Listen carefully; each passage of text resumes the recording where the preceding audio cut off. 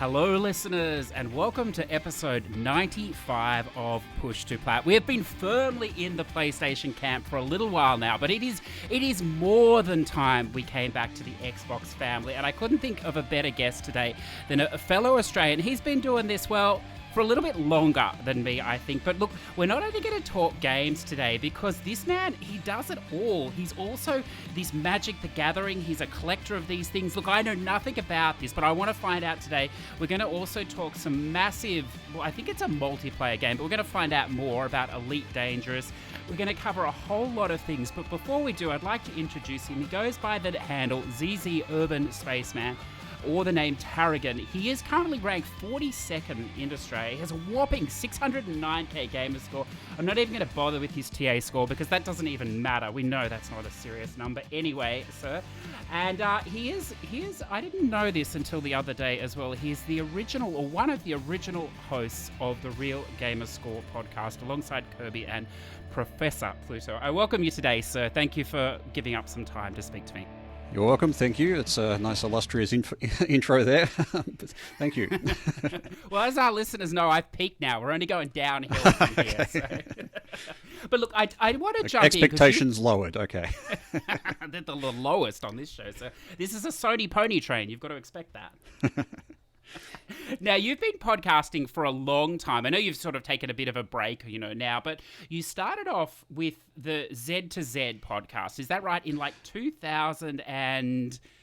15, when are we thinking? 16, I think, was when I forget. Yeah, I went and looked at the dates back when we just did the sort of ZZ revival show on RGS, and I've forgotten them already. But I think it was late 2016. It's either very start of 2016 or the very start of 2017 was like when we started properly recording. I've got a feeling it's 2016.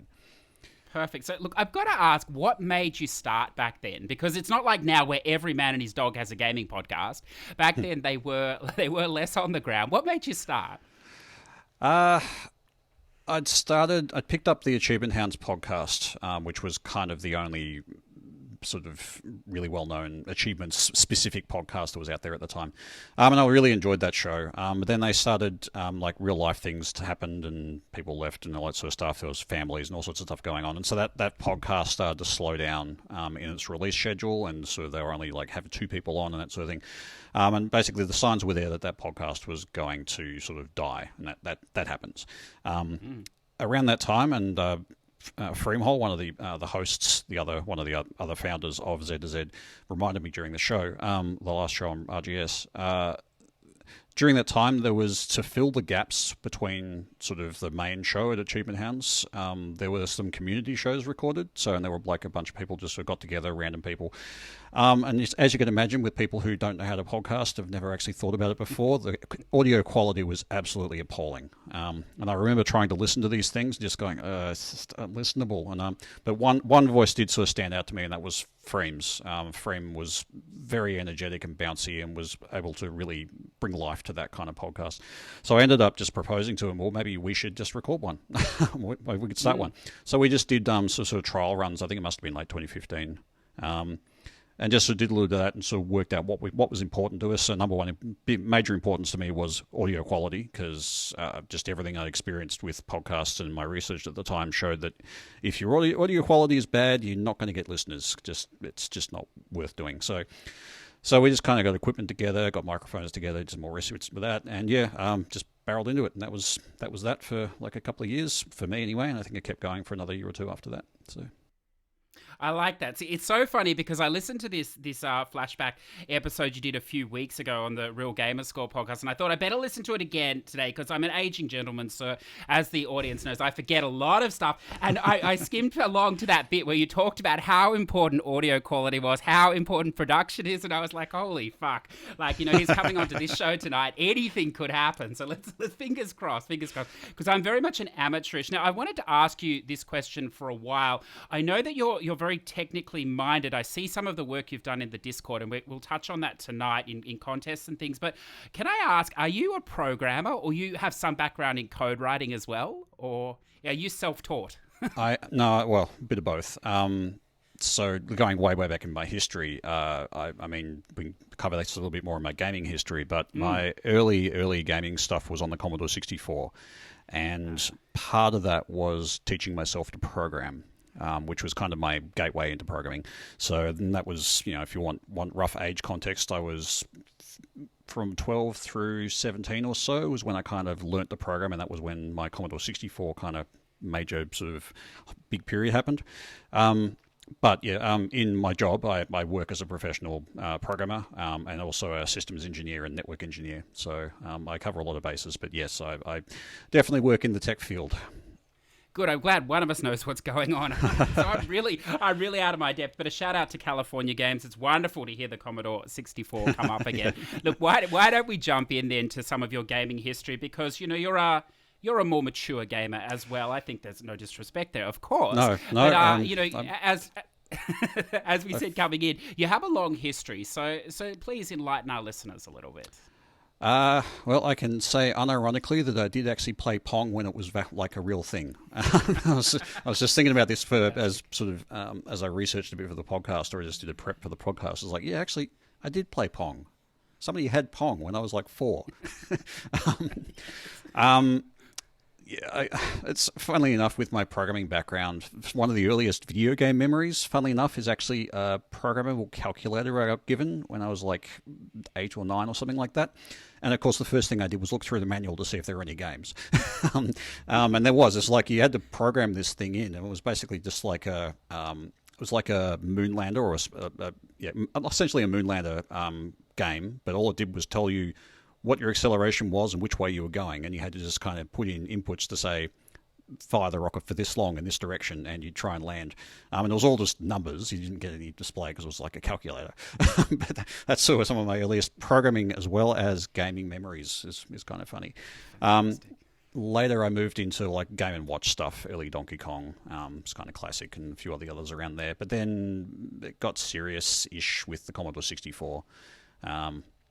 I spent quite a good decade and a half doing Commodore 64 stuff, as it turns out. A little bit of Amiga as well. I had a friend who had an Amiga. We played a bit of games on that. I can't really specifically say games that I particularly played on the Commodore 64. Probably the original Elite, funnily enough. That's right. Yep. Games that stand out is like Mayhem in Monsterland and Creatures. There were a couple of developers that really did that. That was impressive. All of the classics from that era. Maniac Mansion. And Zack McCracken and the Alien Mindbenders, those two kind of stand out. Too many games. But that's about when I started to get into programming, and I taught myself BASIC early on, and then actually that wasn't good enough, and I started to teach myself machine code, which is like the lowest level sort of stuff you can get into on the Commodore 64. And I started getting interested in the Commodore 64 demo and cracking scene around that time. And so I started to dig into things like on the Commodore 64. I don't know if you know how the Commodore 64 works, but you've probably seen the classic blue on blue screen, which gives your startup screen. But some of the things you could do with just kind of hacking the graphics chip a little bit is you can actually open up and get rid of the borders at the top and bottom and at the like left and right side. And so they were just like learning how to do that kind of timing trickery was learning that was really interesting. Just learning how the VIC chip, which was the video interface to whatever it is, the VIC chip, which was the graphics chip, just learning how that actually worked. Also learning a bit about PAL and NTSC and the differences between those two as far as the transmission codes work, because that meant there was more width. There was more time for certain things on the screen, which is kind of weird, just getting very technical, sorry. So anyway, I just spent a lot of time learning that stuff and experimenting with that stuff. And that was kind of my foray into programming. I actually did end up spending quite a lot of time in the cracking scene. I think most of my work there was fixing things because of the PAL NTSC thing. Most of the games came out on PAL. They wouldn't work on NTSC for certain timing reasons, and so I'd actually imported a NTSC chip and timing clock. So I actually had an NTSC Commodore 64 and a PAL Commodore 64, and I would cross test the games to make sure they worked, and I would modify them. Anyway, I spent a lot of time doing that sort of stuff. was in a number of groups. I think probably the most famous one, and the one that I ended up before like retiring in, was a group called the Fantastic Four Cracking Group, or F4CG. So just a shout out to those guys. But yeah, I haven't done anything with that for a long time though. We have a few listenership that love this stuff that you're talking about now, this retro stuff and all this sort of stuff. And I know that, in particular, Redbeard Rick, he's over there hoping now that I'll like neck myself and just disappear for an hour or two, and you just keep talking about this. I know, because they also know, like, I know they're deep into this stuff, so it's fascinating to hear. So what I want to know though is, how did obviously this is a big passion for you on this side or whatever else. How did it lead to, or I suppose, how did you fall down into the whole of, Xbox and then achievements and things like that, the dirtier side of the games, the meta game, I suppose? It was interesting. I was again, just research for the show. I was just kind of digging through, okay, what is my history with gaming? Because, after the Commodore 64, arcades hit, Street Fighter 2, Mortal Kombat, that kind of era of games. First kind of console, I never really got into the Nintendos or anything like that, so I basically the first PlayStation. I think PlayStation 1 was the first kind of serious console I had, and then Nintendo 64, then PlayStation 2. Then I got the original Xbox for Halo 2, and that was kind of the first step into having a gamer tag, because Halo 2 came out, they introduced the whole multiplayer stuff. That was when the first gamer tags were created. I created my gamer tag at that time, zzUrbanSpaceman. And so I just played like Xbox standard. That was fine. Got an Xbox 360 for my birthday in 2006. Unlocked my first achievements. Now, that didn't really mean a lot at the time. And it wasn't until I actually looked through my history when I actually really seriously started getting interested in them. It took about 4 years before I really started paying attention to achievements, because I looked through my history and I just played games I wanted to play, basically. But then around 2010, something changed, and I started going back through my old games and unlocking achievements that I'd missed. So even games that were like 3 years ago, like Dead Rising, for example, I went back and started getting all of those achievements out of that. So clearly, achievements were becoming my focus by that point. But I think the turning point, and I've sort of went and tracked this down, the actual clear turning point where achievements became my goal rather than just a side project, was mid-2012. And I can pinpoint it exactly because that's when I bought Hannah Montana. It's a classic across systems, isn't it? Yeah. I know I bought that specifically for the achievements. That was the only reason I got that game. Come on, so it was a good game. To be honest, it wasn't an awful game. No. Like, I've played worse games, but yeah, that was specifically bought for achievements, and that was kind of the beginning of the end, I suppose. Yeah, and from there I just basically started playing lots and lots and lots of stuff. Hello, my phone's ringing. Just played lots and lots of stuff after that, and yeah, looking through, I think that was around about the time of the first Beandive as well. So for people who don't know, the Beandive is an event that runs every year on True Achievements, and the goal is to look at your backlog of games and try and unlock one achievement in all of those games, and that will dive your completion percentage. The idea is then over the year you recover your completion percentage. It was proposed by a person called Bean Potter over on True Achievements, and thus it's been coined the Bean Dive. And that's just an ongoing event. You can actually just do your own Bean Dives whenever you want now, ad hoc. But I'm pretty sure, just looking at the amount of games I was just putting onto my account at that time, there were so many of them and so randomly, and it must be that, that must be a Bean Dive. Yeah. and just the amount of crap I was playing, I really did start seriously just playing for achievements around then. Yeah. It probably didn't get really, really serious for a few more years though. I think I must have gotten a new job, and my disposable income went up, so I was just buying a lot of crap, basically. How it happens. Yeah. But yeah, that's where it all sort of began. So there's so much here that I want to cover, but I want to just go back a couple of steps, because you did mention this Bean Dive or whatever. Now, I was sort of shocked the other week because I heard about this never-ending Bean Dive, which is it's not what the normal person, I think, thinks of when they do the Bean Dive. This thing's been going for 8 years and change or whatever else. I think that's right. Yeah. Yep. So this goes back again to the Achievement Hounds podcast. One of the hosts of that show, Moronic Cow, proposed, like there've been a number of challenges that were proposed in the forums for that show, and various things. Like Freem was actually instrumental in a lot of those challenges as well. He created a bunch of challenges and fun things to do. But Moronic Howe actually put up some prize money for this. He basically said this is the potentially endless bean dive. It was the potentially endless bean dive.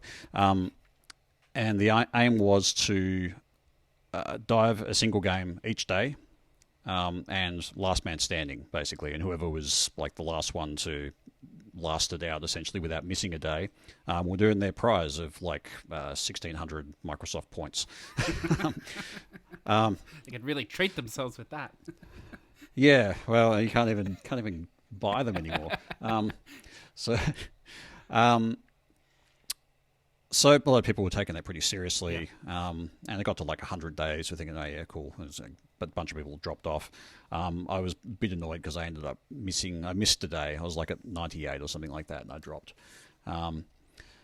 But then it just kept going and kept going. And the challenge kind of forgotten into the annals of history, and the Achievement Hounds podcast ceased to be a thing, and then Zed took over from that and got the community there, and it's just sort of all of this time passed, but just quietly in the background, they had three people, 4 at the time, 3 now, in fact 2 now technically, who'd just been diving a new game every day, just every day. And they're actually all good friends now, which is sort of funny that they've got their whole kind of life history. And I think the most recent episode of the Real Gamerscore podcast, as we record this, actually has an interview or has one of the Endless Bean Divers on the show. So that's a good episode to catch up on. Mad Eye Pad Eye, who's actually also probably pretty well known in contests as well, because he's usually pretty high up in the contests like GTA SC, etc. That is correct. That's a very worthwhile episode to listen to, of course, their listeners. Of course, I'm working on Neo and Shadowless Edge here to just be the front runners for their show. I'll just do the first 5 minutes to warm up, because that's sort of what I'm doing now. I think I'm spruiking everyone, which is wonderful. But look, I want to get into this because I listened to that guy speak, and I was under the misassumption that diving a game was just you open it, it registers on your card and you quit. And I was like, well, how fucking hard is that? We've all got thousands of games, but you actually have to earn an achievement, don't you? It's not as simple as that. Yeah, that's right. So it's much more complex. On true achievements, a game doesn't actually register against your completion percentage until you've unlocked an achievement in it. Yeah. And so your completion percentage is made up of all of the games that you've started, well, I have one achievement in, versus all of the achievements you have not unlocked in those games.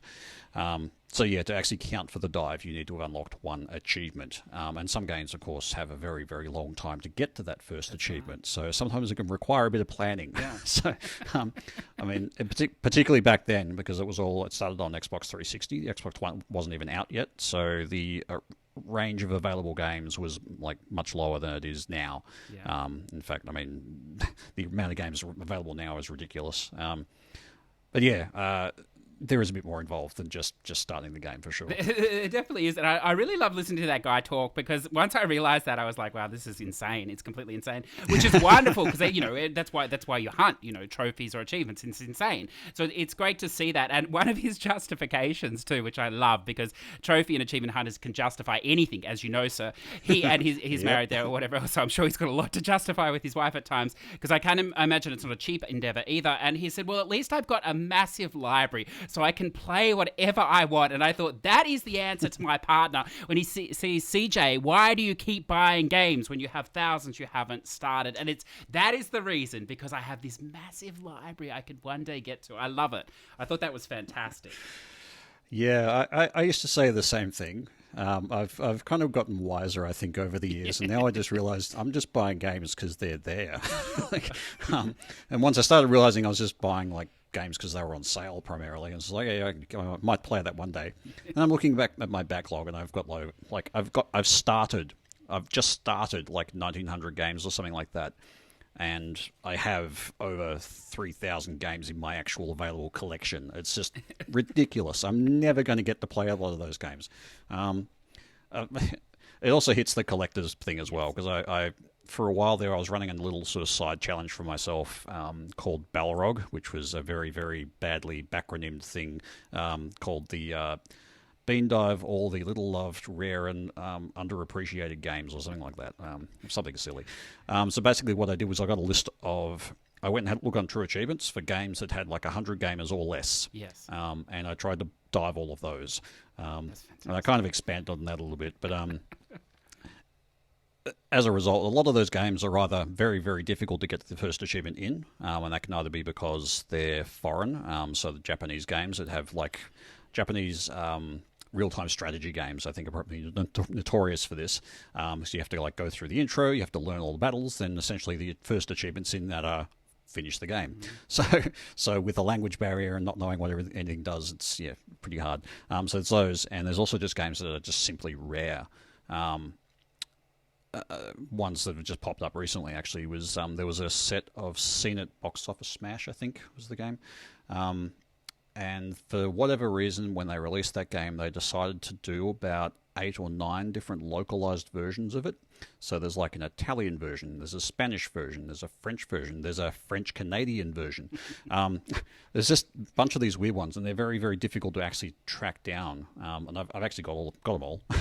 But it's just one of those things that I wanted to go and like dive all these, like you just find reasons to do stuff. Of course, I don't know. Yeah, it's justification. I tell you what, that's a market rattle I haven't got into. French Canadian. I'm gonna send that email later. We need those platinums, don't we, Hunters? That's wonderful.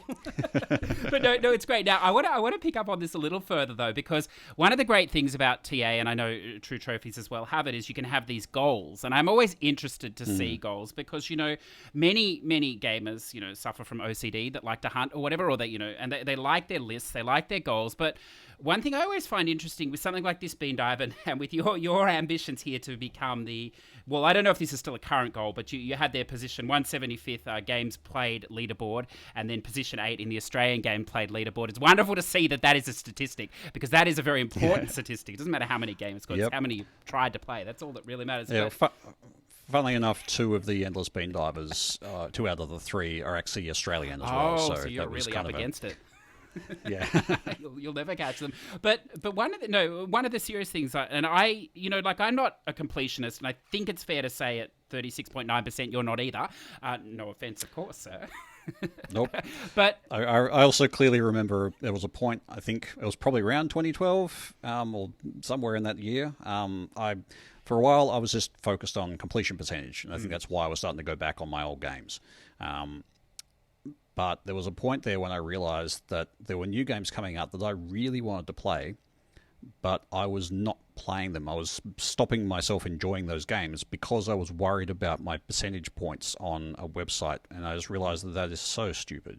It's like, what am I doing here? Like, is my enjoyment of gaming because I get a completion stat, or is my enjoyment of gaming because I play games and have fun with them? And at that point, I think that's when I did my first bean dive and just said, screw it. And since then, I just haven't cared about completion percentage at all. Yes, that is the correct answer. And I highly recommend anybody who cares about the completion percentage to either start a new tag and get that completion percentage to 100% and feel good about that, and just give up on the rest of it. Well, that's what they do. Funnily enough, every year on the Bean Dive, I kind of troll the Bean Dive every year. Because it's an event that happens around sort of first week of July generally. And there's like site leaderboards for that. And of course, one of the leaderboards is biggest dive. So, people play as many games as they want, and depending on other factors, their dive will go for, like, their completion percentage will drop from 60 down to 50 or whatever, and that's their dive. Of course, I've got accounts that I've already prepped that have 3 achievements and 100% completion, and I then add like Halo, both the Halos, a bunch of other games on there to try and get the maximum potential dive, which I've spreadsheeted out and gotten serious about this too. Funnily enough, there is actually a point when you start adding more games where you can't go any lower. You actually start to increase your percentage. Oh wow! And the reason for that is because, let's say you unlock one achievement and you add 499. Then you unlock another achievement and you add another 499. But there comes a point where the achievement that you add increases your percentage point more than the achievements that you like the achievement you unlock is worth more than the achievements that you've just lost. And of course, there's only a certain number of games that have enough achievements to be able to get over that boundary. And the more games that you dive, the higher that goes up. So there's a theoretical threshold that I'm going to aim for this year at least. it's something like 99.3624 or something like that. I worked it out, and there's like a 0.01% difference that I can get to theoretically. Anyway, watch for that one. Yeah, anyway, I love that. and every year it's kind of funny just seeing people in the Beandiver forums just going, "Who is this guy? Why is he trolling the thing?" It's like, yep, that's me every single year. I think that's fantastic. But I do have a serious question. And so, look, I come from a similar position of playing a lot of games or whatever else, perhaps not, to manipulate the systems like you're doing to such a fine degree there. But, one of the things in the back of my mind, and I see it a lot, obviously completionists, they're very careful about what they play or whatever else because they're worried if they can finish it or not. And they spend a lot of time there, it weighs on their head or whatever. But then when you're on the other side and you're playing whatever you want, I suppose you wouldn't think that that's a factor. But I wonder with you, like, you're starting these games for this, you're playing one achievement or whatever else, for time you have to move on or whatever else. Does it weigh on you? Because, I mean, some of these games are garbage. You're never going to come back to, I'm sure, but some are not. And some you probably didn't realize until you did this were not. And suddenly you get, 10, then you're 20, 100 of these games that you want to play. Does that weigh on you at all? Or because in a way you're discovering more, I suppose, or are you the ultimate non-completionist and you're just sort of throwing them away as well and playing whatever you want at the time, I suppose?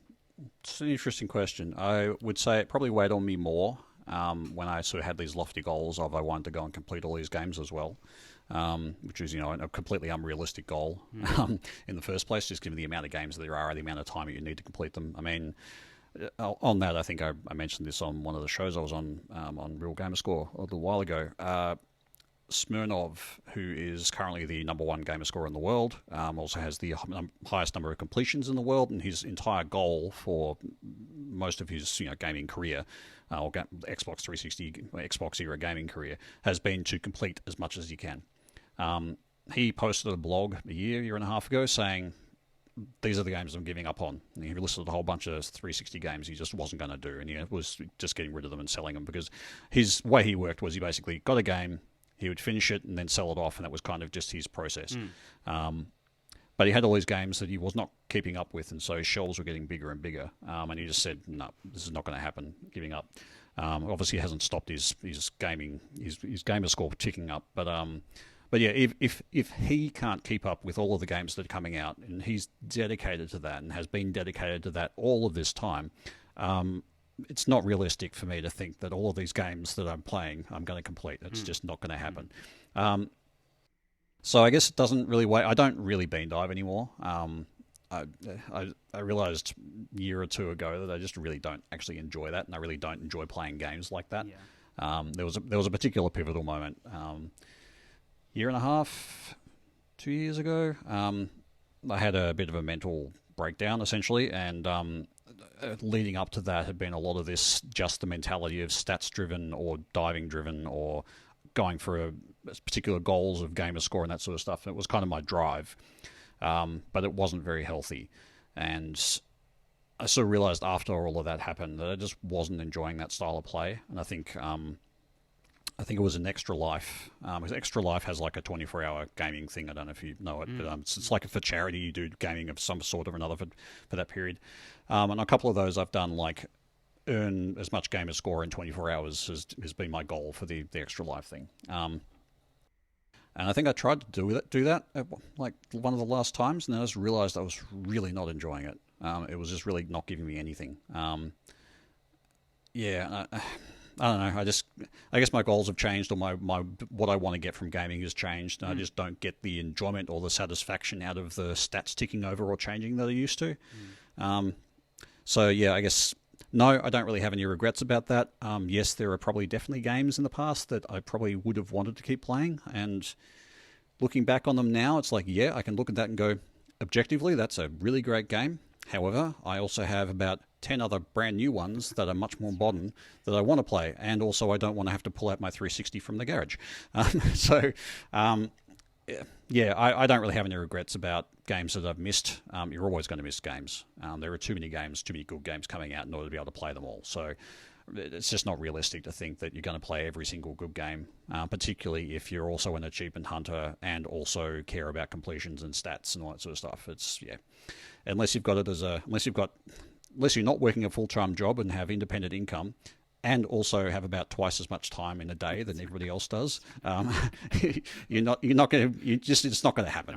No. So yes, ultimately, if you're doing this, set realistic goals. But yeah, for me, no, I don't really have a longing to go back into that lifestyle either, and just it's not realistic. It's not going to happen. Yeah, no. Look, I can totally understand. I think in some ways we're in very similar positions. I want to just deviate slightly to contests and things, and I know I'm going to head towards this random to-do list in particular. But one of the things that you mentioned, and I really like because.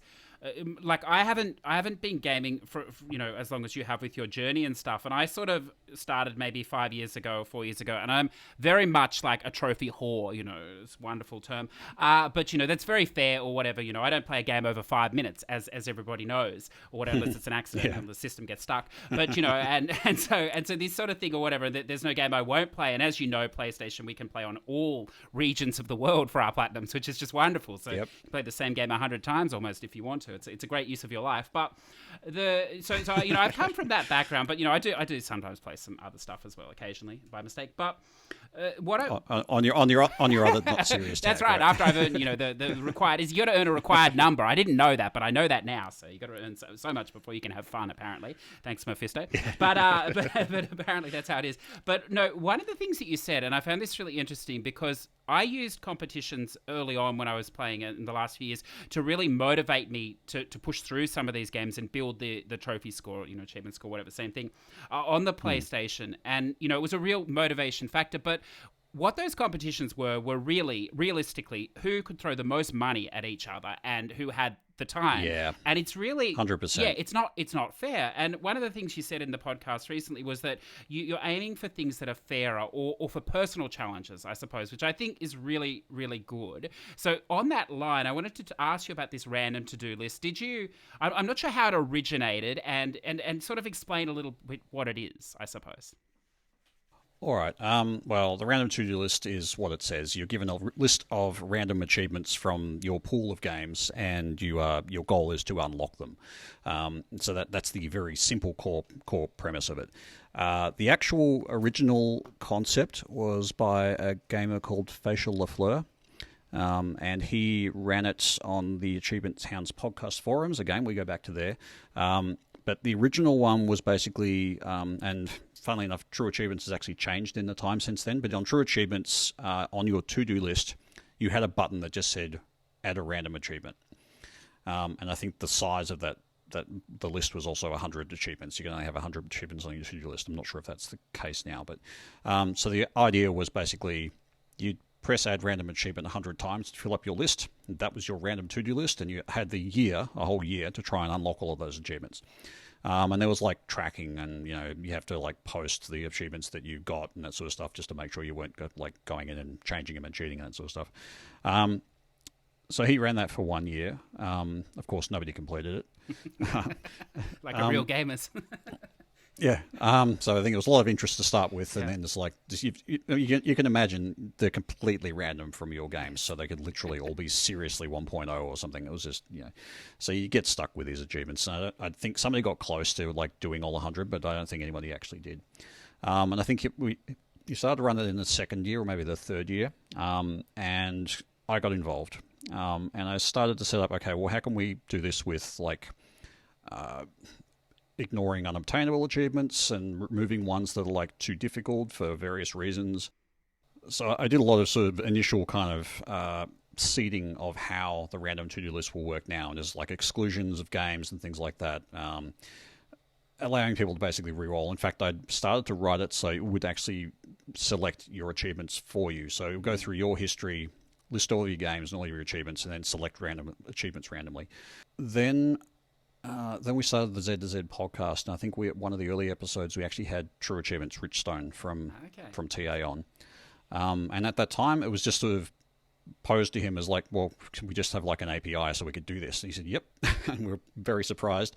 So he actually has given us an actual API. API is, in programming terms, is an application programmable interface. It's basically a way that I can get computer programs to talk to TA and get information and so forth.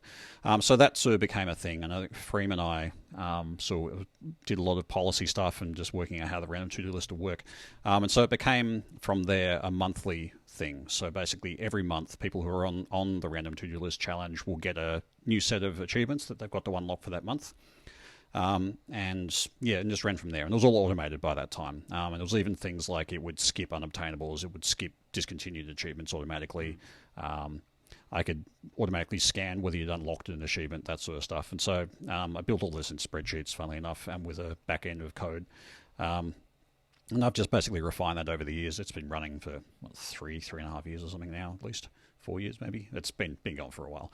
And that's actually, for the people who are involved in it, it's actually really highly regarded. The people who are in it love it. I mean, people have various different reasons for being in it. Like, some people just like to use it as a kind of a cleanup measure, like to prompt them for what to play. Or if you're like me, I've got far too many games and I just want to be prompted to play something out of my list.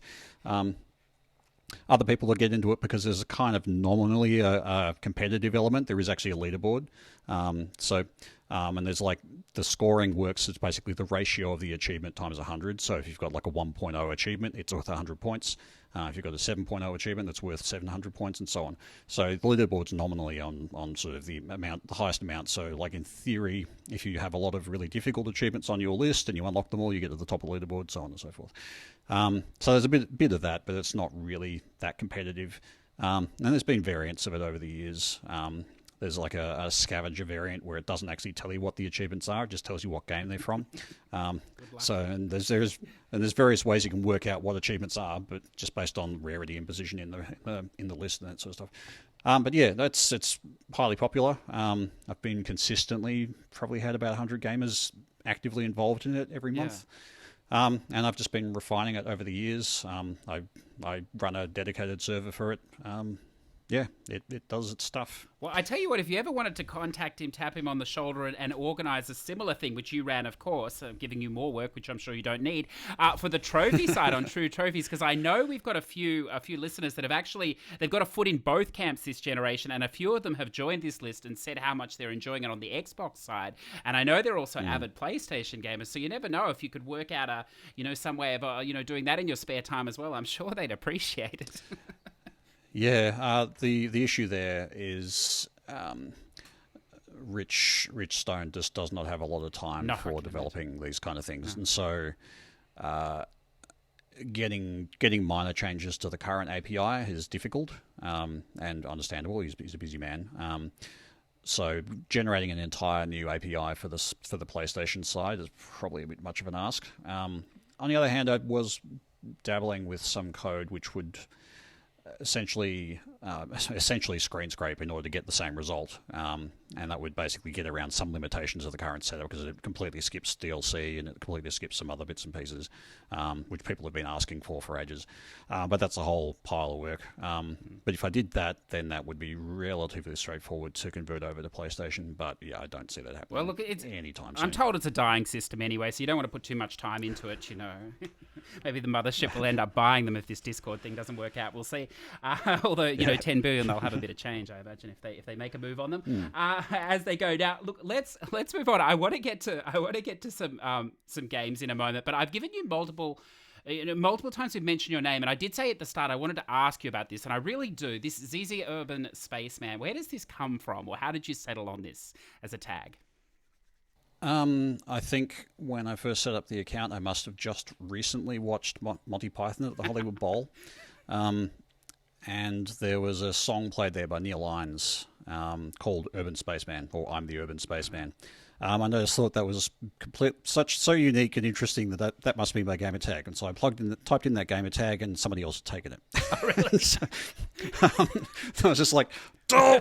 So just at the time, I thought, I'll just be kind of late, sort of, and I'll do what everybody does and puts like random characters around their tag. And I don't know, I put ZZ in front of it. I don't really know why.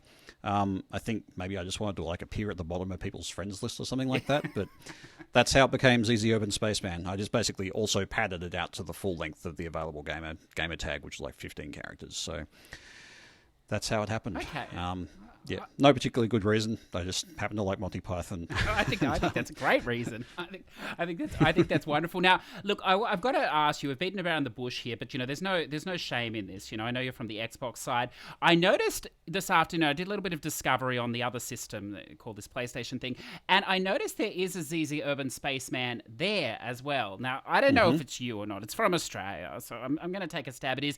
It's a very interesting card, sir. So maybe you can elaborate here. Obviously where I'm going now. On the 4th of September 2020, you complete Batman Arkham Asylum PS3. On the 5th of September, you complete 2020. You complete Batman Asylum PS3 Japan. So that's interesting that you do the Japanese stack there. I'm interested in the story. On the 14th of September 2020, you complete Batman Arkham Asylum PS4. These are the only completions. These are your 3 platinums on this wonderful system. What's going on? Well, it's probably no secret that I happen to really like Batman Arkham Asylum. So what I'd already completed, there's like 5 different variants of it, at least maybe 6 on the Xbox ecosystem. Yeah. And I just had a thing in my mind for a while to basically go and complete every single available version that I possibly could. So I've done all of the Xbox ones. There was 2 on Steam as well, so a regular and a Game of the Year, I think.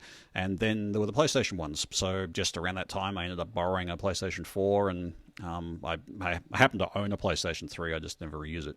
But yeah, I just ended up, and funnily enough, I did plan to do this years and years and years ago, and I actually ended up importing the Japanese copy and that sort of stuff for this specific reason, and it just sat in boxes for years. But yeah, there's something... I got a bee in my bonnet and thought, yep, I'm doing this now.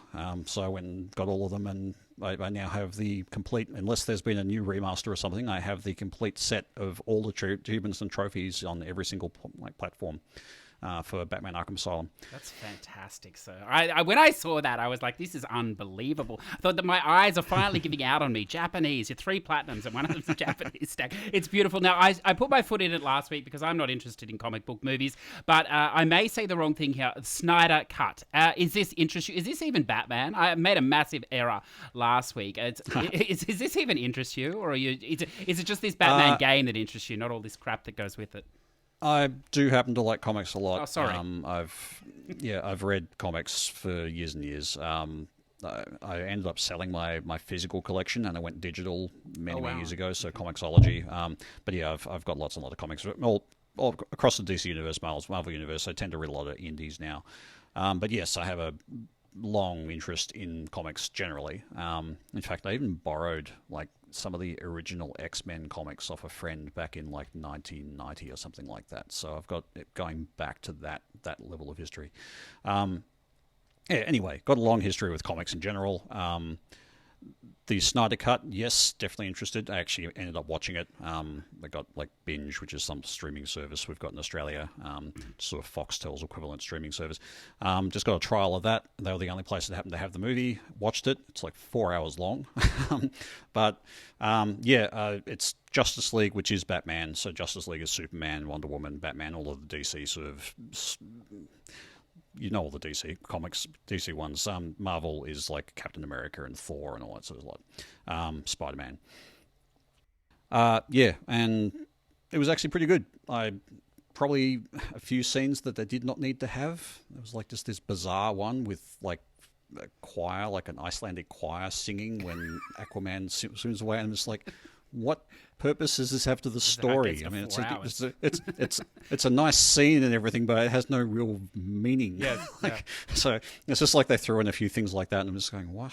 But yeah, overall, the tone and how the movie worked, I think, was a lot grittier than the cinematic cut, and I think it worked a lot better because of that. It's just unfortunate there won't be a sequel.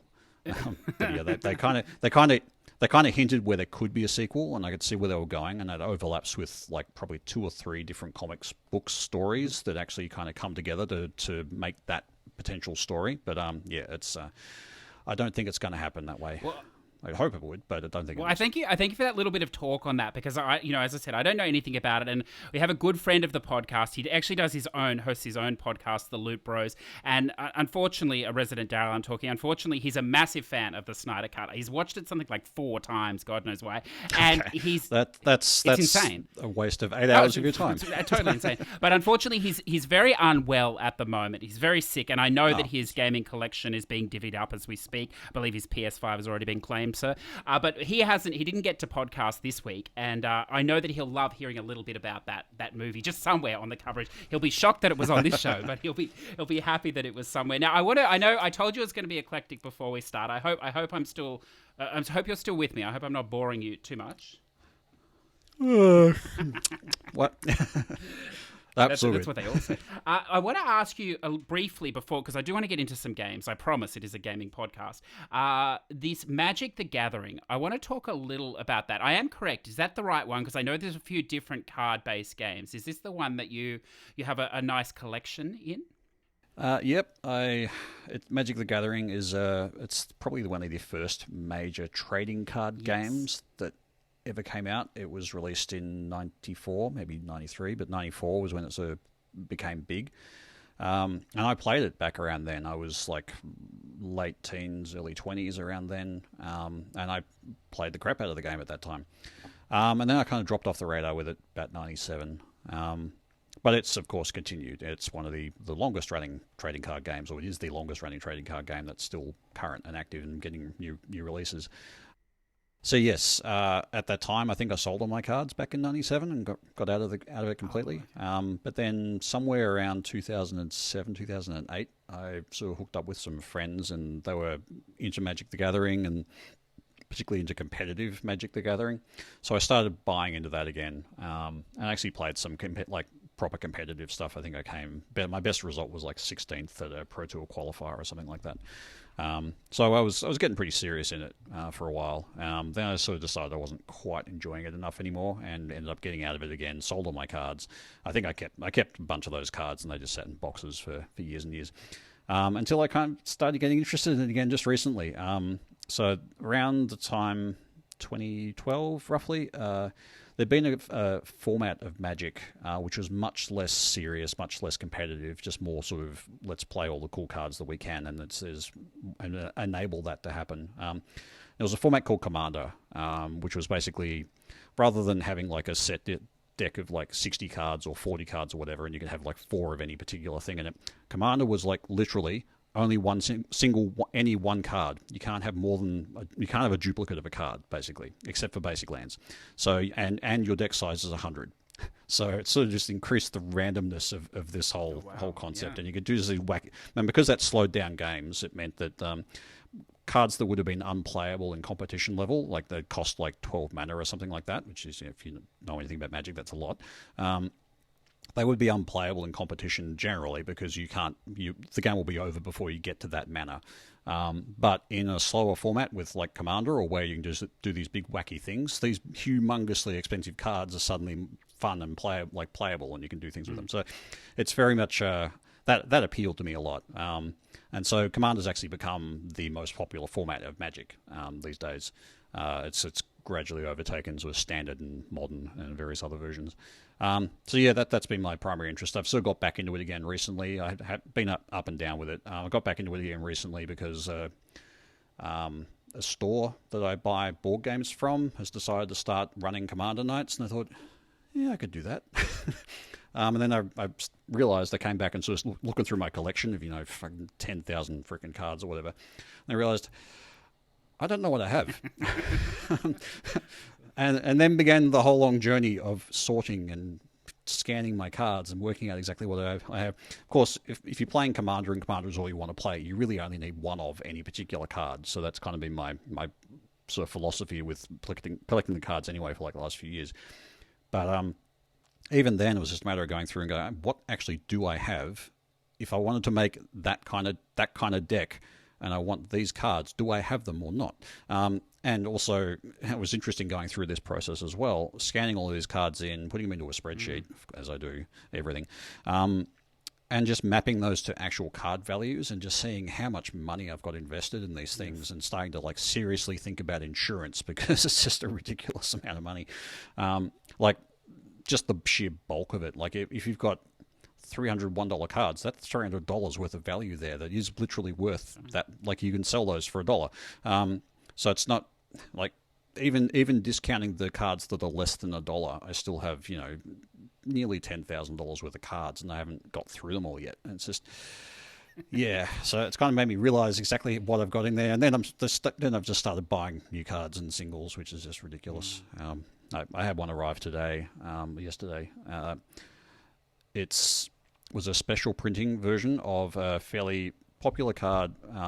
It's a fairly powerful card called Mana Drain, and that card by itself is worth around $150 Australian. I got it for a bit over. I was like, it was a special, and there was like a 20% off thing, so I ended up getting it for a bit over 100. But still, but they hold their value or increase, don't they? It's not like it's going to go down in a month or a year or something. It may depends on reprints. There are certain sets of Magic that will not get reprinted, or there's a set actually called the Reserved List, which are cards that will not be reprinted ever, just because reasons. I won't go into the reasons. But there are a bunch of cards on those that are super valuable and they will never get reprinted, and so they get more and more expensive over time. Unfortunately, some of those are also highly sought after for playing with, which means that particular part of the game, this is one of the major criticisms of the Reserved List, is that there are some of those cards that are such staples across some formats that the fact that they're unavailable or so ridiculously expensive and they will never get reprinted is actually damaging those formats because people can't get into them.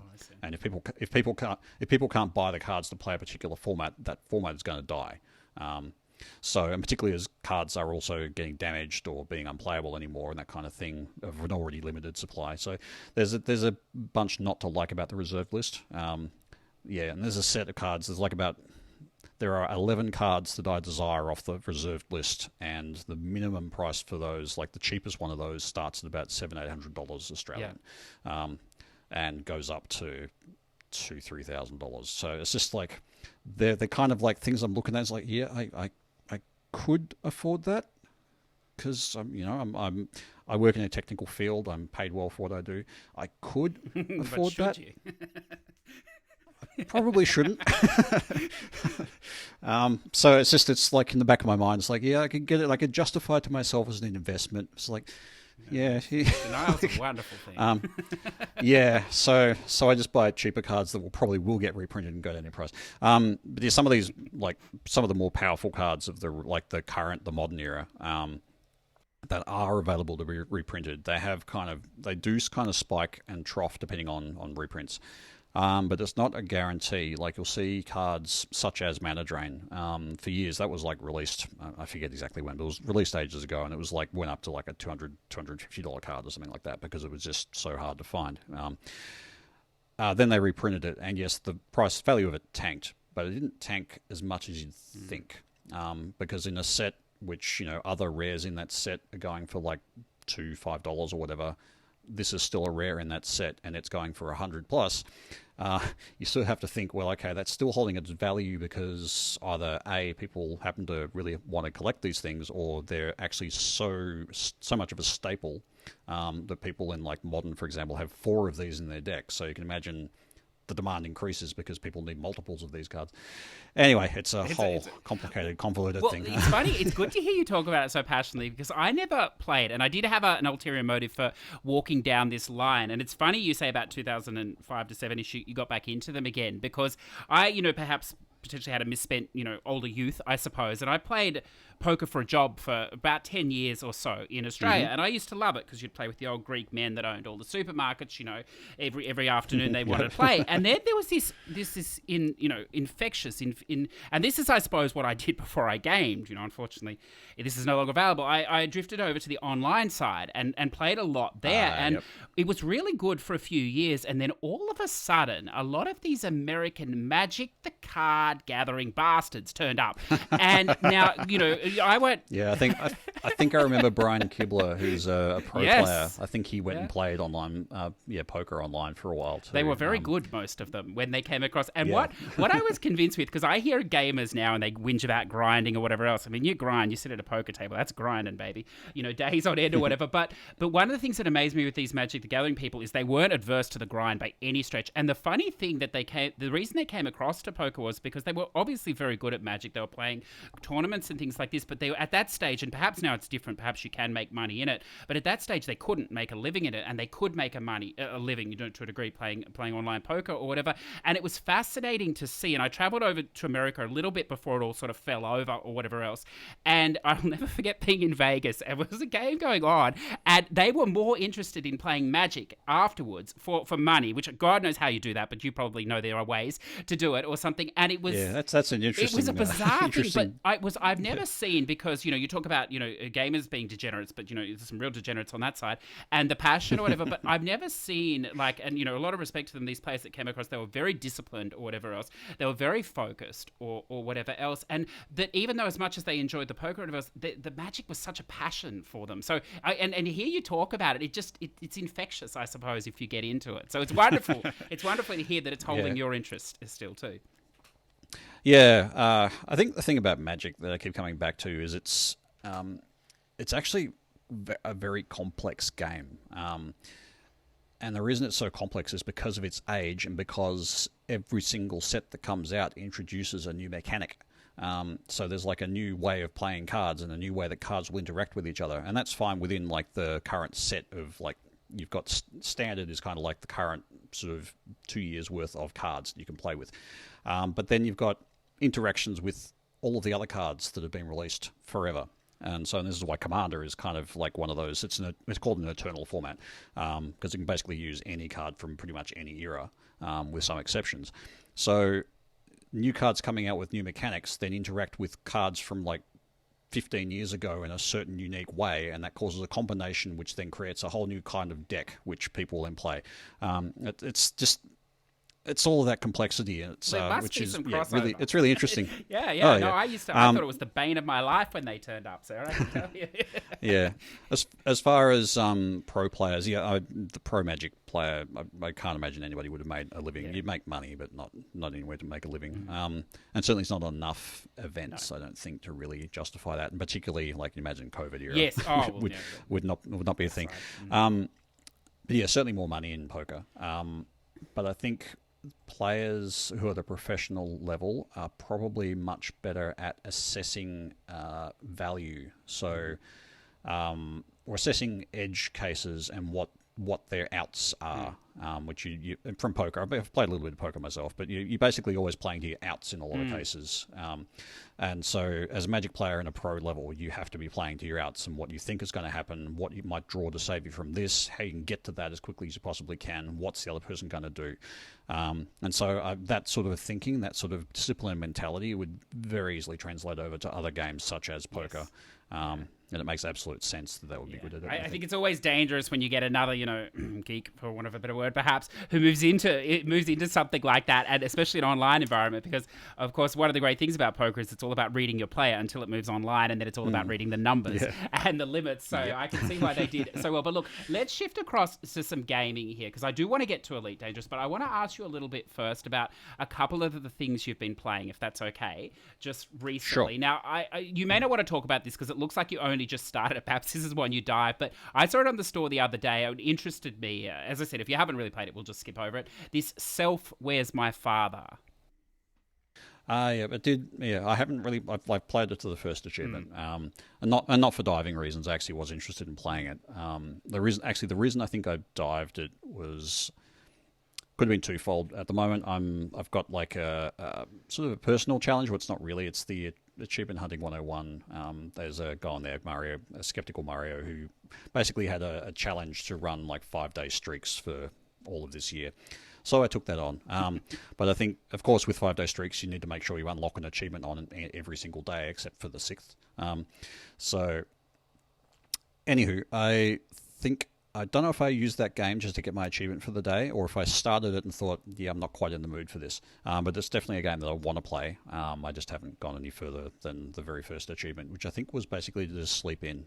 It's essentially one of those, you make your choices about things. It looked like a kind of choose your own adventure style kind of game. Which again, that's showing my age. I don't know if people even know what choose your own adventure is anymore. That's terrible. But it's a branching narrative essentially. So I think the first thing you do with those games, of course, is when it offers you to stay in bed or get up and do the thing, you just keep staying in bed and keep staying in bed, keep staying in bed. And of course, that's the first achievement you unlock in the game, is just to stay in bed until the game's over. So it really does beg the lie, doesn't it, about why we're playing these games, because, I said to someone the other day, I recently, to help me a little bit, let go of the PlayStation, although I've let go of it pretty much completely anyway. I removed my profile from the tracking site because one of my issues is that I was keeping up, I was buying all the short games, which, is fine, but it's just a time suck, and I don't want to get into that or whatever, because I'm sure I'll go back to it later on at some point, but, not seeing it there. And so it's not a particularly enjoyable time sink. And unless you're just looking at the numbers, it's actually kind of a bit mind-numbing and dull. And so you'll go back to it later, but not having it there or whatever else. And also, I know there's people that are really going for it, so it gets me out of the way so they can keep going for it or whatever. I can retire in a respectable position. They'll probably think I'm dead shortly, which is wonderful, a wonderful place to be. But where was I going with that? But so the idea is it's sucking up a lot of time. But these games like this self, and I looked at it and I thought, it might be like Ratalaika, and I know it's not Ratalaika, but this style of game, but. Yeah, I tread carefully because I don't want to go down that path against the, you know what I mean? Yeah. Yeah, fair enough. I mean, the Rats and the Zills and the sometimes you games are notorious for being very quick to complete and generally pretty cheap. And they're sort of desired but not highly regarded, if that makes sense, with gamer score hunters in particular. The thing about that is, I think that's overlooked is actually some of them are actually good games. Course. It's just the way you're playing them. And yes, you can unlock all the achievements. It's a visual novel. You can literally just skip through and make a few decisions. You can get all your branching points, and you can get that game done in 15 minutes. Sure. Were you actually playing it? No. Because the visual novel is you read what's going on, you follow the events of the story, and then you make a decision and see what happens. So I think it's a little bit unfair to kind of tarnish all of those games with that. Some of those games are rubbish though. I mean, they're just little indie games that are copying a game that already exists and has already existed for the last 40 years in some new format, and they're not good games, and they would be what I'd classify as, if people were learning how to make games, that's the kind of games that they would make, because it's a fairly simple concept to do, and it's already been designed out and made for you. So I don't really have a problem with the games. And there are certainly some gems in there. I think this one, I can't even remember the name of it, but it did strike me as, and went, that actually looks like it could be interesting. So I went and got it. I know what it was in line with. It was you saying not getting out of bed for the achievement, and I played. It's not a bad game, so you might enjoy it. It's a platformer. Well, it's easy though. Easy-ish platformer. This Journey to the Broken World, I think that it came out a few weeks ago. It's a nice soundtrack, nice artwork or whatever. And I played it without a guide or anything because it doesn't interest me anymore, as I said. And I don't know. You get like 70% of them just playing the game, the trophies anyway. And then I was like, I've got nothing to do. I might as well just check the guide over here and see what's going on about those other 30%. And there's like most of them, and it begins. Yeah, well, that's right. But most of them like, they're skilled. I'm not wasting my time with that. But one of them was like, all you got to do is walk left at the start of the game for like a minute, no reason. I was like, well, I could do that, and I did it. And I thought, why did I do that? That's just ridiculous. I loaded up the game and did it. But anyway, it was quick. It was a minute, but it is funny. Well, the funny thing about that is, there's a game called Limbo. I don't know if you know the game, but it was a classic platformer in the Xbox 360 era indie game.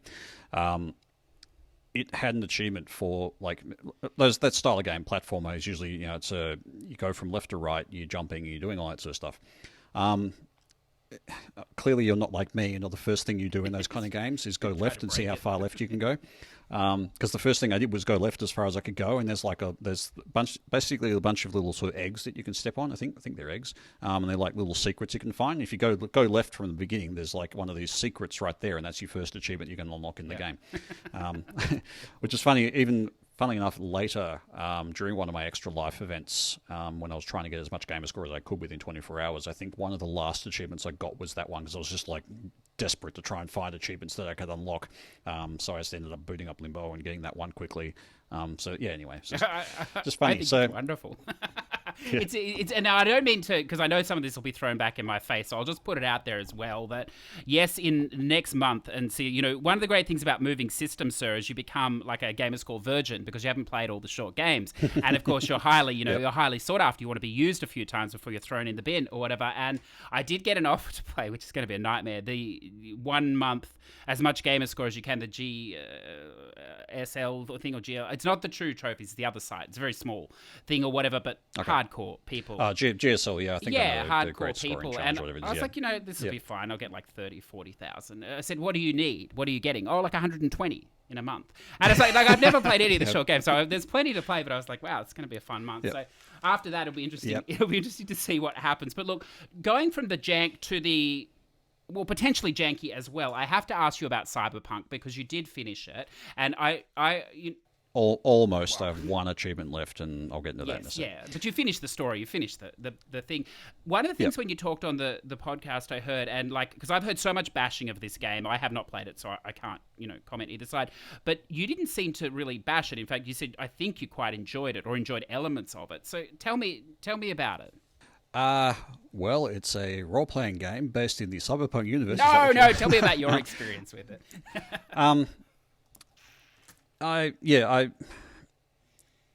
If you took something like, it's a bit hard to kind of frame it. It is essentially a role-playing game, but it has ultimately a fairly linear story. It has like certain branching narratives and endings, but it ultimately doesn't make a lot of difference to what happens at the end, the things that you do in between. So really, it's just about exploring the world, I guess, and that's the nature of an open world game, of course. But I had a lot of fun with it, actually. And I spent all of the time. I went and explored all of the things and did all of the side quests and found all of the bits and pieces. Even to the point where I was like just doing this for the achievements at the end of it. But I definitely liked my time with it.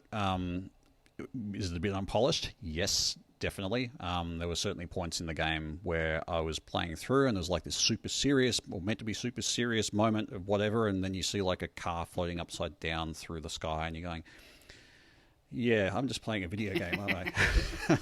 I love those. So it was definitely a bunch of immersion breaking things, and that was kind of a bit disappointing because it would be the kind of world, if it was set up and working properly, that you could really dive into and become like feel a part of that world. It's just you have these things that just happen enough that they were getting in the way of that kind of level of enjoyment. But that's not to say that the game itself was bad. I mean, I had fun with the gameplay. Of course, it's cybernetic weaponry, and some of the more fun weapons, which are kind of a bit overpowered, are ones that essentially you shoot a bullet, and the bullet essentially is a homing bullet. So you can like shoot up in the air, you've got a target, and it just goes and drops straight in their head. And it's just OP. So once you get to a certain point in the game, it stops being challenging. Yeah. But yeah, no, it was fun. There's definitely a lot of fun to be had in that game. Although there are bugs, lots of bugs, and in fact, one of those bugs has stopped me from getting the 100%. Which is I thought that must have been the case, that one. Okay, well, the only question that really matters, I imagine you played this on the Xbox Series X. If you have an Xbox Series X or a PS5, is it good enough that we should just jump in now, like the game, bugs aside? Should we be playing it now, or should we wait for the inevitable patch one day, which could be a long time away, potentially? Yeah, I think it's the version I played on the Series X wasn't actually optimized for Series X. I don't think there was actually it's essentially the backwards compatible version. So it's the Xbox One version with some enhancements. Not to say it was a bad game. And I know that they're actively working on it. I read, I think the other day, that there's a new patch coming out for whatever. I don't know if they're completely enabling all of the Series X stuff yet, but that's a few months away. Look, you're not going to miss anything if you waited. And certainly your experience with the game will probably be better if you wait. But if you did go and play it now, you're not really going to detract from the experience that much. It's not a broken game by any means. And if you happen to like the genre, and you happen to like that game, like style of game, an RPG open world sort of thing, you're going to have fun with the game, I think. Okay. Just be aware that there will be some pretty funny and hilarious breaking bits and pieces in there sometimes. So this is the drama. We won't get into this, but this is of course the side drama everyone on the next gen has, is the hard drives are just too small for these speculation games. We need more space so we can have that on there and everything else on there and just play a little bit here and there. But that's a problem. That's a problem for another time. Now I do really want to get to this Elite Dangerous, but I'm conscious of the time. So if you're happy, we'll keep going, and if you're not, I'll keep going. So hopefully you are happy. No, I have no time limit, so we can keep going for sure. Now, I don't know a lot about this game. It did come up a year or two ago. Someone I knew was playing it a lot. They fell in love with it, and they said it was amazing. But I'm going to defer to you on this game. I know there'll be some interest in this game in our Discord, as there was with the Neverwinter a few weeks ago as well. We don't touch a lot of these big games. Every gamer, though, seems to have their poison. For me, it's been the Final Fantasy 14, potentially similar number. Well, not quite as many hours as you've got here, as I see. But this is your poison. So if these numbers are correct on the site, and you can deny them if you so wish, it says you've got 2,140 hours and change in here. Good. Yep, okay, so you're an accurate. authority on this game. You have 222 of the 225 achievements for a whopping 22,374 TA out of a massive 26,046. So if you finish this game, you're on top of the world, basically. That means, but that's one side to it. For people that don't know, and we'll get into this in a second, it's correct me if I'm wrong, it's a space flight simulation game here, focusing on trading, exploration, and combat. It's developed by Frontier Developments. It's part of a series, I think, of 4 games. It's been going for some time. I'm not sure how loosely this series is.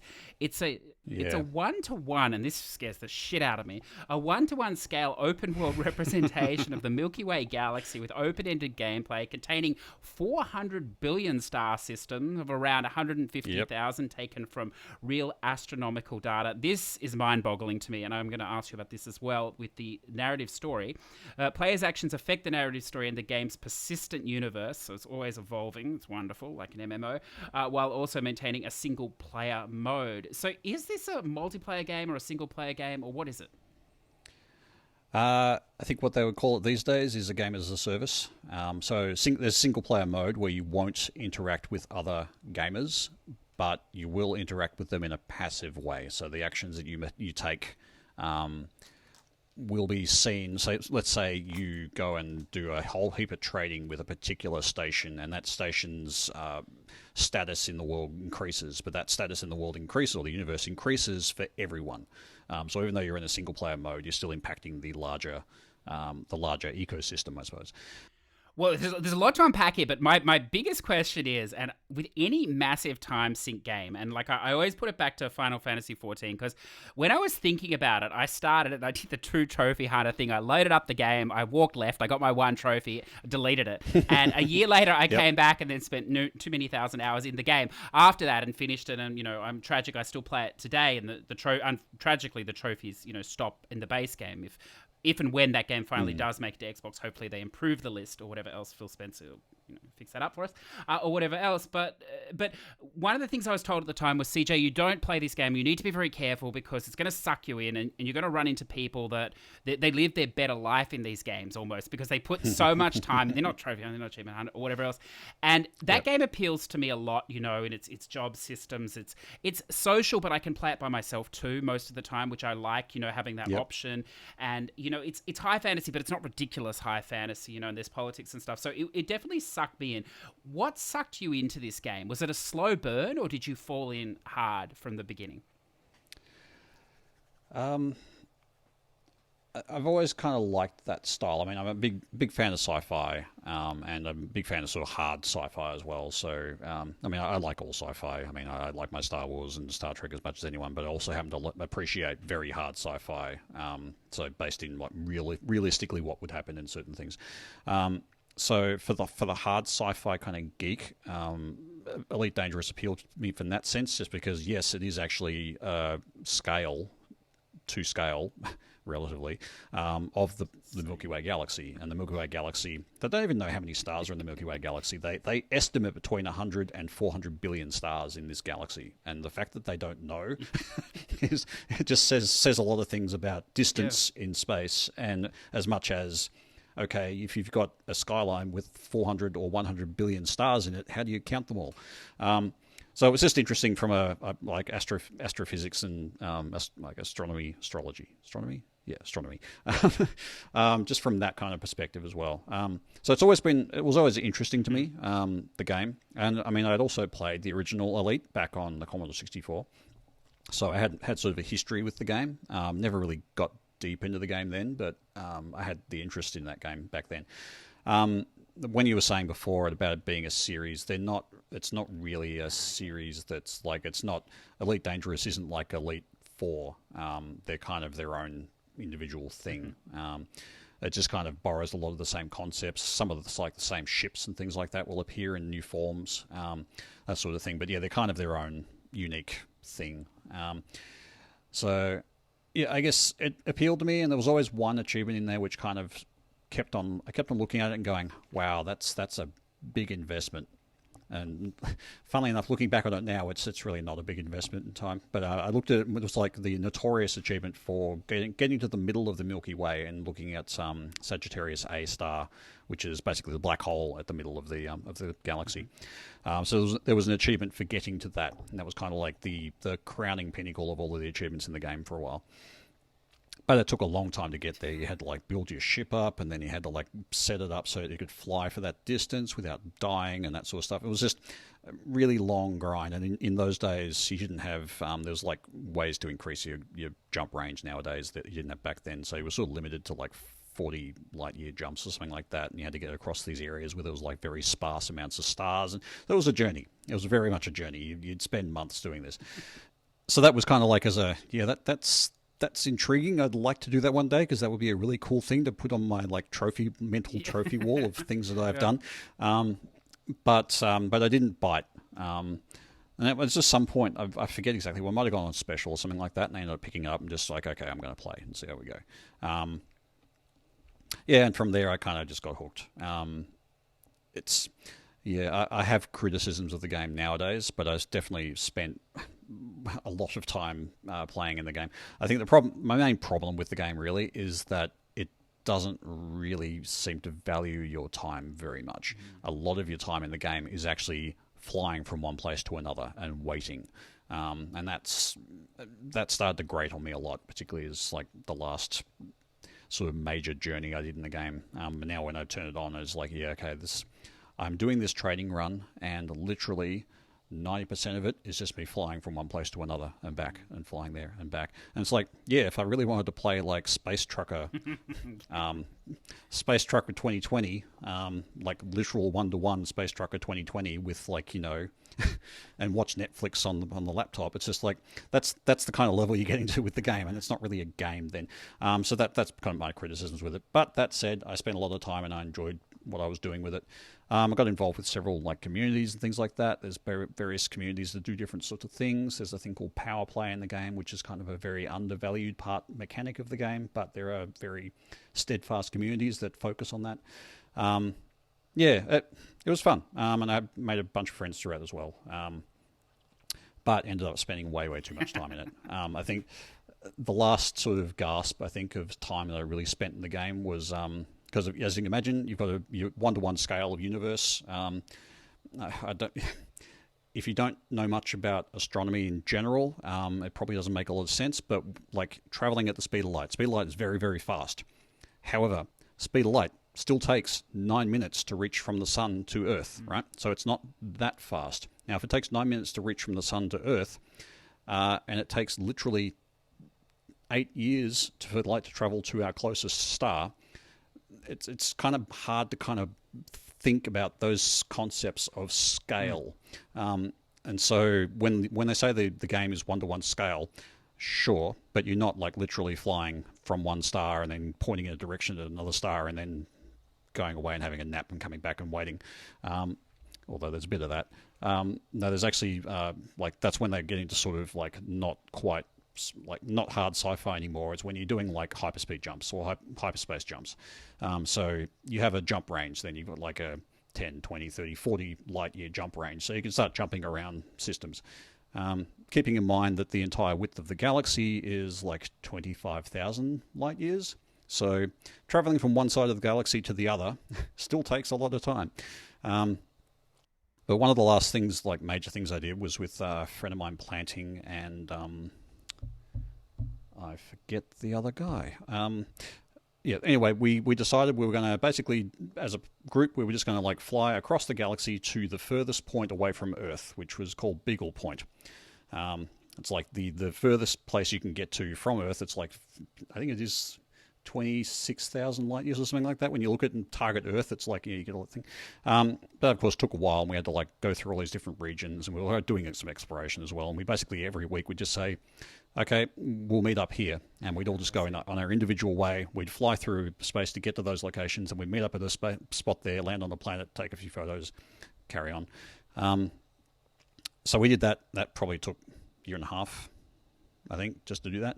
It was kind of this big epic slog. But yeah, it's definitely a way to waste a lot of time. And I would say one thing about it is that it's a very pretty game. If you like space photography and if you like that kind of style of things, just getting in there and looking at planets and looking at stars and looking at neutron stars in particular, things like that. Some of the stuff that's represented in that game with actual astronomical objects, stunning. That was probably like what I did. Just so many screenshots of just things like there's these two planets close to each other with a sun behind it, and it just looks amazing. Or the rings on this thing are great. The thing about the actual one-to-one nature of the game is it's simulated. So of course, again, in astronomy, we don't actually know what all these stars look like. We don't even know if half of them exist. Some are too dark to know if they exist. And we certainly don't know what planets are around them or how many of them there are, whether those planets have moons or all that sort of stuff. So a lot of this stuff is actually like simulated. It's procedurally generated. I was wondering about that. Okay. Yeah, so it will be the same for everybody, but it's based on a particular set of instructions that create that particular solar system. So yeah, and there are some crafted ones, like our solar system, for example, is heavily crafted based on what we know. And there's a few other ones that are crafted, but yeah, for the most part, it's all procedurally generated, so you get some mindlessly boring chaff along with some really interesting, stunning things occasionally. So sort of almost what No Man's Sky wanted to be like at launch, I suppose. Yeah, it's funny that when that happened, I'd almost argue that No Man's Sky might be the more fun game now. Okay, it's interesting. Having not played it, but having heard a lot about what they've done with the game, and having heard people who have played both, No Man's Sky seems to have just gone from strength to strength. So even though they had that really, really bad launch, the game is highly rated nowadays. And I've kind of considered getting into it, but I've kind of in the back of my mind is, do I really want to spend another 2,000 hours in the game? So I have to ask you this. One of the things that drove me forward in Final Fantasy XIV, and it's the reason I kept playing, was the overarching story. I imagine it's similar with this game. There are a ton of fetch quests as well, and you're trading and all this sort of stuff. And while that's interesting, it's definitely not enough to hold my interest. I needed this overarching thing. So when I saw the word narrative story here, I was interested. Is it more a narrative in your exploration, you create your own story, or is there some overarching story as well to this thing? I think the quote narrative unquote is possibly a little bit overstated. A lot of it is what you make for yourself. There are occasional like events that happen. I think right now in game there's some major Thargoid invasion that's attacking a whole bunch of like major solar systems, but it's easy to be disconnected from a lot of that stuff and just keep doing your own thing. Like you might just have decided, I'll pick this planet, I'll pick this this system, and I'll pick that particular group in that system, and I'm just going to make them the most powerful in that system for whatever reason. It's mostly just finding your own thing to do, and because a lot of it's essentially procedurally generated stuff, you can just mess with it in whatever way you want. That's cool. Yeah, that's cool. Yeah. It's probably one of my criticisms of it is that there isn't kind of that ongoing like story kind of narrative to really suck you in. If you loaded the game up, you wouldn't necessarily you probably wouldn't even know this stuff is happening. And again, it's one of the criticisms is a lot of the information in the game is actually found on third-party websites that are not part of the game. like all of the trading stuff, you're better off not using the game itself to find all your trading stuff. You just go to another website which has everything listed there, and you can search and do all your stuff there. So yeah, there's a bunch of problems with the game, and I kind of realised this as I played it for longer and longer. I guess, but it's not a subscription game though, is it? It's a buy in once and you're done situation. Yeah, yes, so yes. There's the DLC, like the expansions of cost as well. Yeah, but it's not an ongoing monthly cost. Therefore, there's always going to be not at all. Okay, look, we have to turn to the dark side here, unfortunately, because there are a few sick muppets in the listenership that won't be deterred by 2,000 hours. I can tell you, sir. They'll be excited by it, and they'll be excited by this number, which probably means nothing to you. But there are on the PlayStation. There is a platinum here, of course, but I believe it's the. I'm just looking. Yeah, it's the DLC that's going to be the killer for you, but we can touch on that. There are 18 people that have completed it on the PlayStation. That would give you a 0.07%. Isn't that you're having a wet dream now, aren't you, sir? Imagine having a 0.07% completion. But now, Tarragon, you can tell us: is that even possible? How hard is that completion, or how grindy, I suppose, is that going to be? Extremely grindy. One of the achievements I have not gotten would take a lot of grinding for. I'll give you kind of an example of that. There was an achievement that came out with one of the DLCs called Triple Elite. Now, Elite there are rankings that you run through: combat, trading, and exploration. They have their own rankings. There's another one for CQC, but that's like multiplayer combat stuff, and that doesn't actually count for this achievement. So there's an achievement just to get them to Elite level. To get them to Elite level, you have to go through all the previous ranks. There's like a bunch of piles of ranks, and they have like an increasing tier of amount of things that you have to do to get up to those. Trading and exploration are actually pretty straightforward. They actually buffed both of those in the time since that achievement came out, and so getting those to Elite is pretty straightforward. You get both or one or both in a week or two, of playing. The combat one, on the other hand, that is an absolute grind. And the reason for that is the way that the XP works on it. So in order to get XP, so you earn XP, which then ranks you up slowly, and you go up in percentage to your next level. To get XP, though, you need to be... if you are shooting like ships, every ship has their ranking as well. So if you're like a deadly, then... there's deadly, elite, and all those sort of levels. Other ships have those levels as well. If you're shooting like harmless ships and you're at a higher level, like a deadly level, you get no experience, none at all. I think if you shoot one that's below your level, you get like half the experience that you would normally get. If you shoot at your level or above, then you get XP. That's great. Except that the gap between every level is bigger. So let's say the gap from dangerous to deadly is 300, and the gap from deadly to elite is like 600 or 700 or something like that. And the only ships that you can shoot are at your level or higher.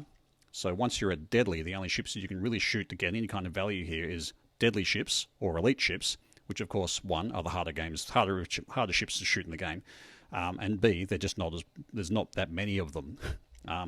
So you're kind of spending a lot of time just trying to find them in the first place, then take them out, and you need to kill literally hundreds and hundreds and hundreds of them to get to the level. So I think I'm something like in the mid-80s or something like that, percentage-wise, of dangerous, which is the level before deadly. Once I hit deadly, I know that I have to kill about another 300 or 400 elite level ships in order to get to elite.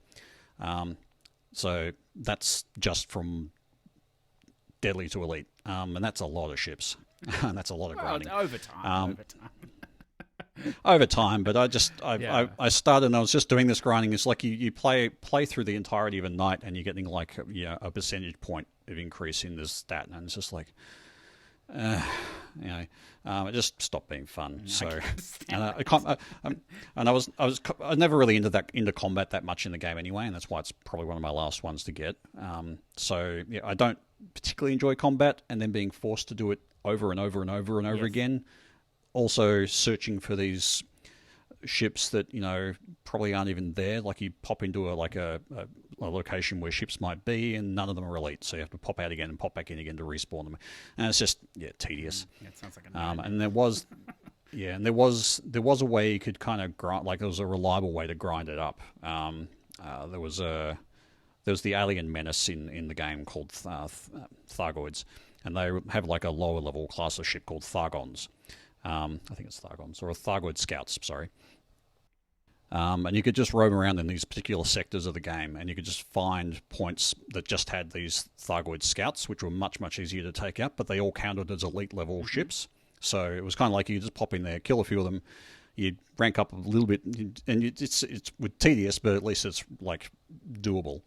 Of course, they nerfed the experience points you get from those particular things in the last update. Well, a couple of updates ago, and that pretty much put the kibosh in me trying to even go for that achievement anymore. So I was like doing this a bit and just doing it a little bit piece by piece. And I stopped for a while and sort of did some other trading because one of the other grinds in it, of course, is money, but we'll get to that in a sec. So I was trying to sort of stagger my grinds between, okay, I'll grind for money there, and then I'll grind for like XP on my elite from there. And so when they did that nerf of that particular thing, I just went, oh god, okay, that's gonna like add another 25% of time that I need to get to the and so yeah, I kind of put the game down at that point. Some of the other things, the other probably most ridiculously grindy part of the game is they released a bunch of one of the DLCs that came out was for carriers, so you could buy like a full you can imagine a ship carrier, so you can have other ships on it. Huge thing. Costs a lot of money too. So of course, to get that, you need to grind and get a lot of that cash. And sometimes there were like glitches in the game, which are kind of like gold rushes, because it gets found. A lot of people rush there and get like several hundred millions of credits, and then they nerf it. So it's kind of like this gold rush of people trying to get these things. And that's sort of the times you get the most bumps in your money, and I think most of the bumps in my money have been from those kind of things, because otherwise doing it's exceptionally tedious. But don't you love things like that? You put 2,000 hours into this game, you're there for the long haul, nothing's happening quickly, as you say. Then all of a sudden there's a gold rush or something like this, and suddenly that kindle of excitement is relit in you, because it's only going to last for, I don't know, an hour, 2 hours, till some bastard puts it on YouTube and they nerf it and it's gone.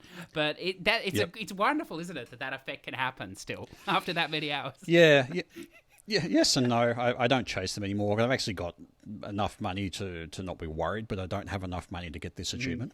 So in the middle it's ground. like, I think, yeah, the carrier itself is like 5 billion credits or something like that. And once you've hit 1 billion credits, you pretty much can buy every single other ship in the game and kit it out to the max. It's kind of like there's just no point after that, unless you want multiples, that's just getting silly. So once you hit like high 100,000s to a billion or whatever, well, high 100 millions to a billion, it's sort of money becomes kind of a bit pointless, really. Except now, of course, there's carriers, and the only way you can get to the carriers is by grinding your money, and the quickest way to grind monies gets nerfed all the time. So some of the more reliable ways are, okay, you do this for an hour and you get like 100 million, maybe, or probably less than that even. It's like 80 million or something like that in an hour. So you can imagine that still takes a bloody long time to get to the 5 billion. So it's not an accident then. They know they're trolling you. That's the main thing. The devs said. Yeah, I know. It's sort of the end game content, so to speak. But even when you get a carrier, I don't really see what the point is. It's like I'm pretty jaded with the game. I must admit. It's kind of like I looked at carriers and went, well, yeah, but who's that for? Like, what's the point in it? Like, yeah, okay, you get a carrier and you can set up trading and stuff on it. Who cares? Oh, it can jump. It can do a 500 light year jump. Oh, except that you need to spend like several days fueling it up. Okay, that doesn't appeal to me very much.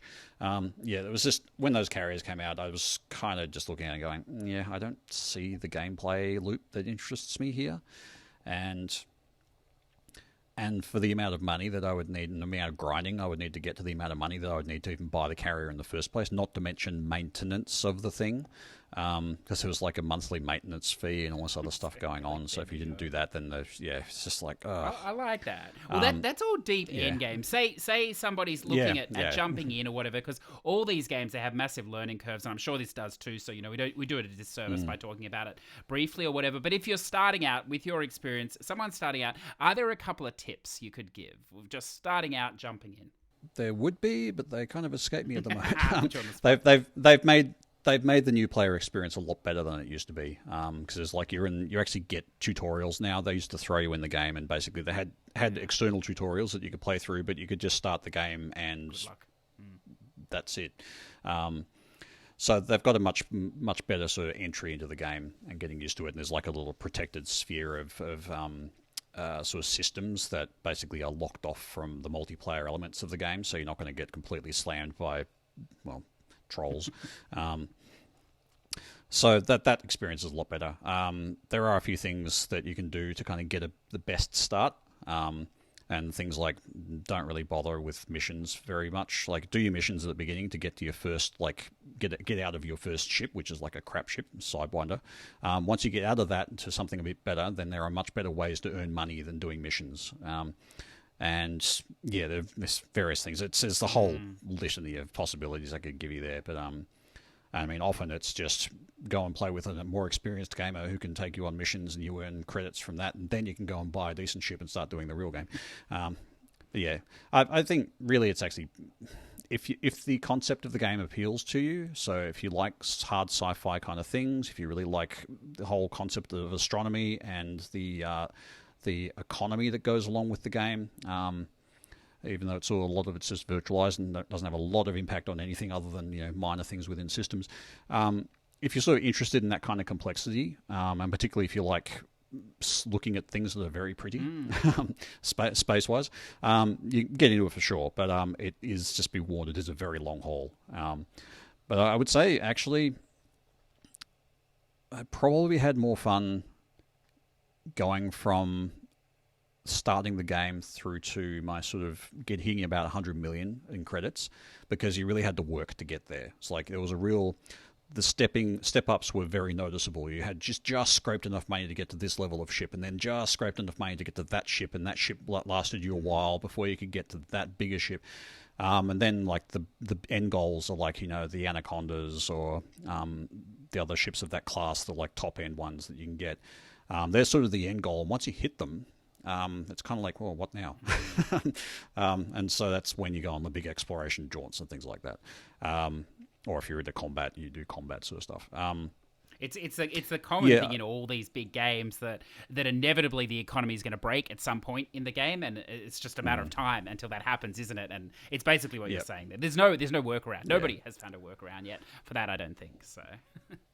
Yeah, I mean, unless you have like gated areas, depending on what your levels are, there's probably ways there'd be ways to balance it. I mean, World of Warcraft exists, and I'm sure that they've worked out a lot of these problems. Yes, just half everybody's level cap. That's brilliant. Yeah, exactly. Yeah. I don't know nothing about World of Warcraft other than yeah. It's a wonderful. Well, I don't want to go down that track, but I know Destiny did a similar thing way long ago. Yeah. So it's a very dicey issue. Well, look, so I do want to thank you so much for tonight. I knew when I reached out to you that I really wanted to speak to you, but of course when I reach out to people, they don't always want to speak to a PlayStation Sony pony. So I'm glad you took the chance or whatever else. And I knew when we sat down tonight there would be a ton of stuff we wouldn't get to as well, but it was great to hear. Maybe another time. Yes, I would love that. Yeah, it was great to do so much to cover as much as we did. Now, I don't know if if you keep a low profile, if you prefer that, or if you're happy to put some of your socials out there. You by all means can if you so wish. How could people follow you or see your work and your events? I suppose. Honestly, the place I hang out the most these days is Discord. I mean, I'm on True Achievements, of course. You can always DM me there, and I will respond. I follow that site quite regularly. But yeah, Discord is probably the best place to contact me. And the Real Gamerscore Discord server is probably where you'll see me chat the most, as well as Achievement Hunting 101's Discord server. I'm on others as well, but nothing particularly game related. Yeah, but happy to be contacted. zzUrbanSpaceman everywhere. I am on Twitter and I am on Facebook and all that sort of stuff, but I basically don't use them, so don't bother. Perfect. Yeah. And look, you have to promise that you're going to do another, eventually 6 months, not 6 years, please, of the Zed to Zed podcast. And I do want you to thank, I think it's Freem, I hope I'm not pronouncing his name wrong, that did the opening there. It was one of the most professional podcast openings I've ever heard. So please pass on my congratulations to him, and I look forward to more of that. But as I said, thank you so much for coming on tonight. I really appreciate it. You're welcome. It's been fun.